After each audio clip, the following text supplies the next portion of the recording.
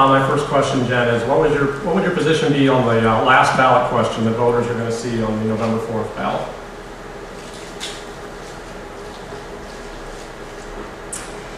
Would that be the ballot question that would only be in this district or on the state ballot?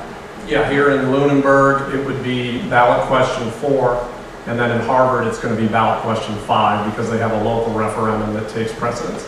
Well, as I've said before, I am in support of the capped lottery funds coming back into the cities and towns.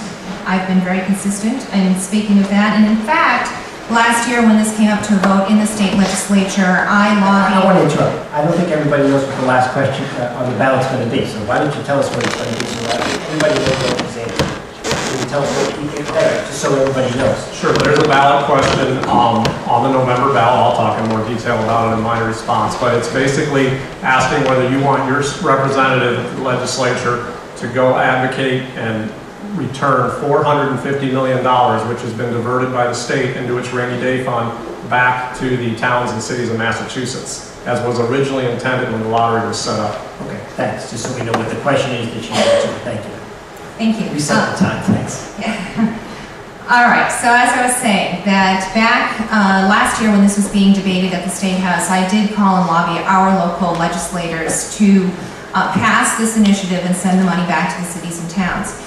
Understanding that this is one-time money and not a recurring revenue source, it would not have an impact on property taxes in the towns, but it would allow us to fund a one-time expenditure such as purchasing conservation land or police cruisers, fire trucks, whatever was needed as part of our capital plan. We have struggled for many years here in Lunenburg to fully fund our capital plan.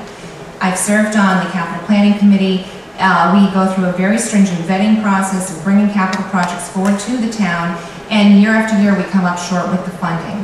This would have been a great opportunity to catch up with our capital plan needs. My opponent has talked about this at length, and we agree about the money coming back, but he continually insists that this will lower your property taxes. That is a fallacy, and that is actually why the state legislature did not pass this initiative, because their concern was that the towns would build this into their operating budget and be in a further state of deficit the following year. They didn't trust the townspeople with that money because of the exact reason my opponent has been pushing for this money to come back to the towns.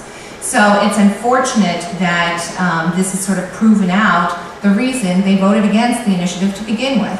I believe it's very important for whoever goes to Beacon Hill to have the understanding of how the fiscal budget works within the town.